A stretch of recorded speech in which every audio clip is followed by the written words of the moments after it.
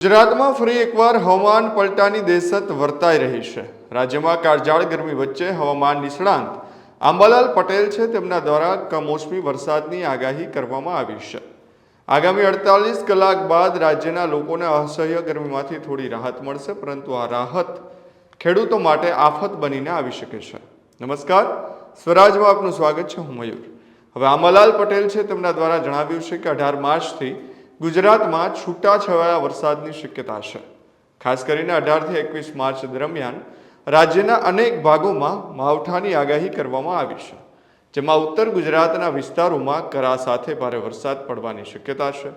આ દરમિયાન પવનની ગતિ 40 કિમી પ્રતિ કલાક સુધી પહોંચી શકે છે, જેના કારણે ખેતીના પાકને મોટું નુકસાન થવાની ભીતિ છે। ત્યારે આંબાલાલે આગામી દિવસોમાં ખેડૂતોને શું નુકસાન થશે અને વાતાવરણ કેવું રહેશે તેમને લઈને શું કહ્યું, આવો સાંભળીએ। ગરમીમાં કંઈક ઘટાડો થયો છે। હવે લગભગ દેશના ઉત્તરીય પર્વતીય ભાગોમાં એક પછી એક પ્રતિવૃક્ષો આવી રહ્યા છે। તારીખ 18મી માર્ચથી એક મજબૂત પ્રતિવૃક્ષો આવશે, જેના કારણે તારીખ 18, 19, 20માં ગરમી વચ્ચે વરસાદ થતાં લગભગ ગરમીમાં ઘટાડો થવાની શક્યતા રહેશે। કે ગરમી તો રહેશે, પરંતુ આ પ્રતિવૃક્ષો મેડિટેરિયન સીમાથી ઇઝરાયલ, ઈરાન, ઈરાક, યુએઈના ભાગોમાં વરસાદ લાવશે। ત્યાં અત્યારે આ યુદ્ધ ચાલી રહ્યું છે અને ત્યાંથી આરબ કન્ટ્રીમાંથી આ જે છે પ્રતિવૃક્ષો એ લગભગ પાકિસ્તાનના ભાગોમાં, કચ્છના ભાગોમાં આવશે।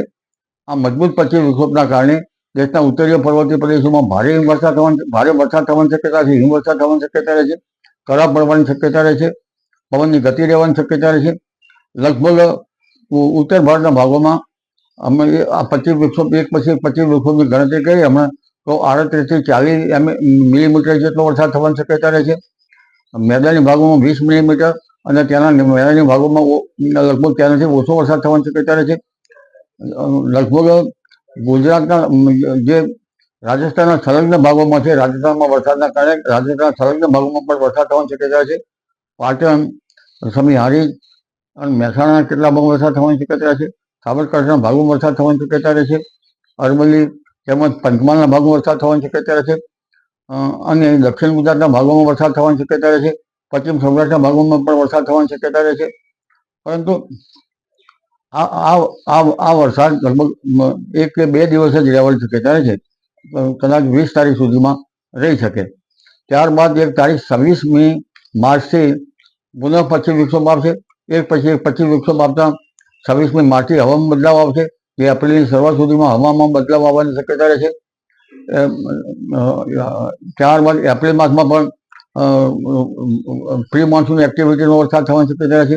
મે માસમાં પણ પ્રી મોન્સૂન એક્ટિવિટીનો વરસાદ થવાની શક્યતા રહે છે। લગભગ 22-23 મેમાં દરિયા કિનારે ભારે પવન ફૂંકાવાની શક્યતા રહે છે અને 11મી મેથી લગભગ 23-24 મે વચ્ચે આરબ કન્ટ્રીમાં કાળી આંધી ચાલી આવવાની શક્યતા રહે છે, જેના કારણે વંટોળિયા વચ્ચે છાંટા પડવાની શક્યતા રહે છે। 24 મેથી 4 જૂન વચ્ચે લગભગ વરસાદ થવાની શક્યતા રહે છે। 8મી જૂને હવામાનમાં પલટા આવશે અને 20મી જૂન સુધી અરબી સમુદ્રમાં સાયક્લોન શક્યતા રહે। પરંતુ તે પૂર્વે 26મી એપ્રિલથી લગભગ 17 મે સુધીમાં તો બંગાળ ઉપસાગરમાં એક પછી એક સિસ્ટમ બનશે અને ચક્રવાતો થવાની શક્યતા રહેશે। જોકે હાલમાં કોઈ બંગાળ ઉપસાગરમાં કે અરબ સાગરમાં કોઈ સિસ્ટમ બનવાની શક્યતા નથી, એટલે એક પછી એક આવતા પ્રતિવૃક્ષો ચોમાસા પૂર્વે પવનની ગતિ અને આંધી વંટોળનું પ્રમાણ સાથે આવશે। હમણાં જે પ્રતિવૃક્ષો આવે છે તેની અસર લગભગ દેશના ઘણા ભાગમાં રહેવાની શક્યતા રહે છે। પૂર્વીય ભાગોમાં તો 400 mm જેટલો વરસાદ થવાની શક્યતા રહે છે। બંગાળ ઉપસાગરમાં પણ ગતિવિધિના કારણે વરસાદ થવાની શક્યતા છે। અરબ સાગર અને બંગાળ ઉપસાગરના ભેજના કારણે ગુજરાતના ભાગમાં વરસાદ થવાની શક્યતા રહે છે, પરંતુ પવનની ગતિ લગભગ દેશના મધ્ય ભાગોમાં, મહારાષ્ટ્રના અન્ય ભાગોમાં વધુ રહેવાની શક્યતા રહે છે। લગભગ 40 કિલોમીટરથી 50 કિલોમીટરની પર આવરનો પવન ફૂંકાવાની શક્યતા રહે છે, જેના કારણે આંબા જેવા જે વૃક્ષો છે ત્યાંનો મોર ખરી જવાની શક્યતા રહેશે અને આંબાના પાક ઉપર તેની અસર થવાની શક્યતા રહેશે. હમણાં જો ગરમી વધે, લગભગ ગરમી અલ નીનોના કારણે ગરમીની રાશિ રહી છે, પરંતુ ગરમી 26મી એપ્રિલ પછી વધવાની શક્યતા વધારે છે. 26મી એપ્રિલ પછી મહત્તમ તાપમાન 43 થી 43 ડિગ્રી સેલ્સિયસ જેવું શક્યતા રહે છે. વરસાદ થતાં ટેમ્પરેચરમાં ઘટાડો થવાની શક્યતા છે. મે માસમાં શરૂઆતમાં લગભગ 45 ડિગ્રી સેલ્સિયસ જેટલું મહત્તમ તાપમાન થવાની શક્યતા છે. પુનઃ વરસાદ થતાં લગભગ ગરમીમાં ઘટાડો થવાની શક્યતા છે.